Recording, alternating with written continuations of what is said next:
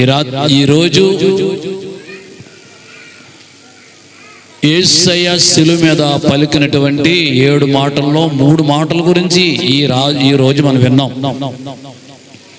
మొదటి మాట, రెండవ మాట, మూడవ మాట పూర్ణంగా కాకపోయినప్పటికీ జనరల్గా కొన్ని సారాంశం తెలుసుకున్నాం. పూర్తిగా ఆ విషయం అంతా తెలుసుకోవాలంటే మొదటి మాటకే ఈ రోజంతా సరిపోతుంది మనకి. అంతా గుడ్ ఫ్రైడే కార్యక్రమం. ఈ కార్యక్రమంలో చాలా విషయాలు యెషయా ద్వారా పస్కా పండుగ అంటే ఏంటో, ఆ పస్కా పండుగలో జరిగిన కార్యక్రమం ఏంటో, పరిశుద్ధ బల్ల కార్యక్రమాన్ని ఆయన ఎలాగ ఏర్పాటు చేశాడో, ఆ కార్యక్రమం తరువాత గెత్సెమనే తోటలో ఆయన ప్రార్థన ఏ విధంగా ఆయన ప్రార్థన చేశాడో, ఆయన ప్రార్థన చేస్తూ ఉండగా యోధా ఎలాగైతే ఆయన అప్పగించాడో, ఈ విషయాలన్నీ కూడా మనము ఈరోజు విన్నాం. దేవునికి స్తోత్రం. మరొక విషయాన్ని జ్ఞాపకం చేస్తున్నాను మీకు. యేసయ్యని బలవంతంగా ఎవ్వరూ ఆయన్ని పట్టుకోలేదని రాత్రి వర్తమానం యొక్క 30 గంట వాక్యం చెప్పాను నేను మీకు.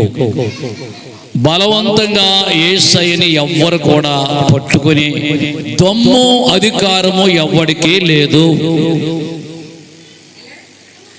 ఆయన ప్రత్యక్షపరుచుకుంటాడు. వెళ్ళి గెత్సెమనే తోటకి వాళ్ళు వస్తారు, రాను వారు కాగడాలు వెలిగించుకుని ముద్దు చేసి పక్క తప్పుకుంటాడు యోధా ఇస్కరియోతు.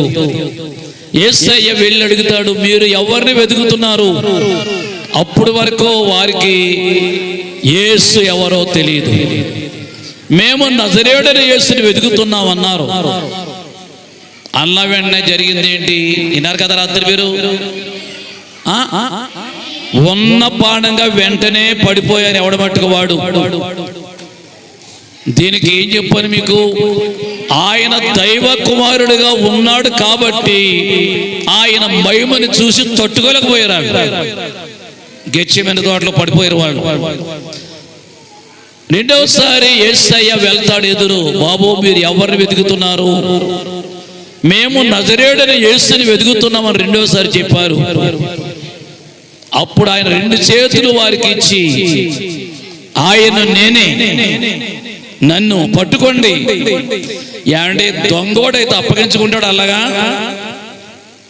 నన్ను పట్టుకోండి అంటాడు దొంగోడు, పారిపోతాడు.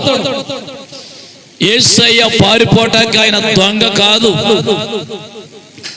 ప్రత్యేకముగా తన్ను తానే అప్పగించుకున్నాడు శిలువ మరణానికి. దేవుని స్తోత్రం. అందుకంటాడు, మీకు చూపించాను రాత్రి యోహాను సువార్త 10:18 అధ్యాయంలో కొన్న విషయాలు మీకు చెప్పాను. నా ప్రాణము తీసే అధికారము ఎవ్వడికి లేదు. నా ప్రాణము నేనే ఇస్తాను, ఇవ్వడానికి నాకు అధికారం ఉంది. ఈ ప్రాణం తీసుకోవడానికి కూడా నాకు అధికారం ఉన్నది. నా తండ్రి ద్వారా ఈ అధికారం నాకు ఇవ్వబడి ఉన్నది. ఈ 3 మాటలో చాలా ప్రాముఖ్యమైన మాటలై. దేవుని స్తోత్రం. ఆ మాటలు అన్న తరువాత వారు నోరెత్తలేదు. సిలువేటకి ఆయన తీసుకెళ్లారు. 7 మాటలు పలికాడు. ఇందులో 3 మాటలు మీరు విన్నారు. 5వ మాటలో ఏముందంటే, ఒక మాట నేను నోటిని చెప్తాను, బైబిల్ మీరు తీయొద్దు. సమాప్తమైనది చెప్పండి అందరూ. సమాప్తమైనదని చెప్పి తన ఆత్మను తండ్రి చేతికి అప్పగించాడు. చప్పలు కొట్టి ప్రభునామాన్ని మహింపద్దాం ఒకసారి. ఈ భూమి మీద చాలా మంది చచ్చిపోయారు ఈ రోజు వరకు, పెద్ద పెద్దోళ్ళు. ఎవడైనా తండ్రి చేతికి ప్రాణం ఇవ్వగలిగాడా? ఆ దమ్ము ఎవరికైనా ఉందా? ఛాలెంజ్ చేస్తాడు వాక్యంతో ఈ మధ్యాహ్న కాలం నేను. దేవుని స్తోత్రం. అప్పటికైన రక్తం అంతా వెళ్ళిపోయింది, ఒక్క చుక్క రక్తబొట్టు ఆయనలో లేదు. అయినా యేసయ్య మాట్లాడుతూనే ఉన్నాడు, ఆయన పలుకుతూనే ఉన్నాడు. దేనికి సమాప్తం? అక్కడ చెప్పాలంటే 10 విషయాలు ఉన్నాయి. దేనికి సమాప్తమో? మానవుడు చేసిన పాపానికి సమాప్తం. ఆయన సిలువలో సాతానుతో పోరాడే పోరాటము సమాప్తం. ఇంకా చెప్పాలంటే ధర్మశాస్త్రములో చేయవలసిన పనంత ఒక్క యేసుక్రీస్తు ప్రభువే ఒకేసారి చేశాడు.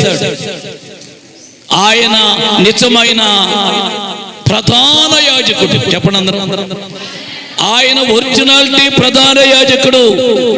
అహరోను ప్రారంభంలో పాపం చేసి క్షమాపణ పొందిన తర్వాత మాత్రం వారు ప్రధాన యాజకులయ్యారు. దేవుని స్తోత్రం. యేసయ్య అలా కాదు, సొంత రక్తం పట్టుకుని వెళ్ళి సొంత రక్తముతో పాపాన్ని పరిహరించి నిజమైన ధర్మశాస్త్రోపదేశకుడిగా, నిజమైన యాజకుడిగా, ప్రధాన యాజకుడిగా అహరోను చేసే బలి కంటే, అహరోను కుమారులు చేసే బలి కంటే యేసయ్య చేసిన బలి ఒరిజినాలిటీ బలి. దేవునికి చేతులు దేవునికి స్తోత్రాలు చెప్తాం. వాళ్ళు మేకల రక్తమో, గొర్రెల రక్తమో, ఎద్దుల రక్తం అర్పించారు. యేసయ్య తన సొంత రక్తముతో, దేవుని మహిమపడతాం, ఆయన సొంత రక్తముతో ఈ మనుషులు పాపాలు పరిహరించి నీతిమంతులుగా తీర్చింది ప్రభు అయిన యేసయ్య సొంత రక్తం. దేవుని స్తోత్రం. హల్లెలూయా. యేసయ్య రక్తములో స్వస్థత ఉన్నది, భయం ఉన్నది, ఆరోగ్యం ఉన్నది, నెమ్మది ఉన్నది, పాపికి పాప క్షమాపణ ఉన్నది. చేతులకు దేవునికి స్తోత్రాలు చెప్తాం. ఈ కాంత చేపులో రక్త గురించి చెప్పాలంటే సరిపోదు. ప్రతి రాత్రి ఆయన రక్తం గురించి చెప్పుతూ వచ్చాను మీకు దగ్గర. ఆయన రక్తం గురించి చెప్పవలసిన మీనింగులు, అర్థాలు, అంశాలు ఇంకా చాలా ఉన్నాయి పరిశుద్ధ గ్రంథంలో చూస్తే. అమ్మేంటన్నా లెక్కటవా? బాగా లెక్కట్టు. నేను చేసిన ప్రసంగాలు లెక్కట్టే ఇది రాసేసుకుందాం మన ఇస్తే 23 ప్రసంగాలు చేశానంట. దేవుని స్తోత్రం. ముగించుకుందాం. అందుచేత అట్టి యేసయ్యను కలిగిన మనము ధన్యులము. ఆయన మాత్రమే సొంత రక్తాన్ని మన కోసం ధారలుగా కాచి మానవుడు పాపాన్ని తొలగించి మానవుడు నీతిమంతులుగా తీర్చిన గొప్ప శక్తిమంతుడి దేవుడు. ఆయన మనం హృదయపూర్వకముగా ఆరాధన చేసి మనం కూడా పాప క్షమాపణ కలిగి ఇతరులు క్షమించి తల్లిని ప్రేమించినట్లు, ఆయన సొంత శిష్యుని ప్రేమించినట్లు. ఎవరిని ప్రేమించాలి? మీరు పక్క వాళ్ళు పట్టుకు కొట్టకండి. ఏం చేయలే? ఇంట్లో వాళ్ళని ప్రేమించాలి, బయట వాళ్ళు ప్రేమించాలి. అప్పుడే యేసయ్య కుమార్తెగా, కుమారుడుగా నీవు తీర్చబడతావు. దేవుని స్తోత్రం. హల్లెలూయా. ప్రతి ఒక్క దానికి ఆయన సమాప్తం చెప్పాడు. తన ప్రాణాన్ని తన తండ్రి చేతికి అప్పగించాడు. దేవుని స్తోత్రం. హల్లెలూయా. అందుచేత అధికారం ఆయనకి మాత్రమే ఉంది. తండ్రితో ప్రాణం పోయినోడు ఎవడో ఉన్నాడా? తల్లితో మాట్లాడుతూ చచ్చిపోయినోడు ఎవడో ఉన్నాడా? ఎవడో లేడు.